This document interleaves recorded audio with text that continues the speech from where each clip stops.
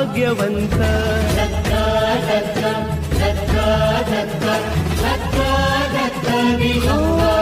अवधूत चिंतन गुरुदेव दत्त गुरु आमचा तू आम्ही भाग्यवंत नसे जन्म मृत्यू नुरे काही खंत न प्रारंभ मध्य नसे काही अंत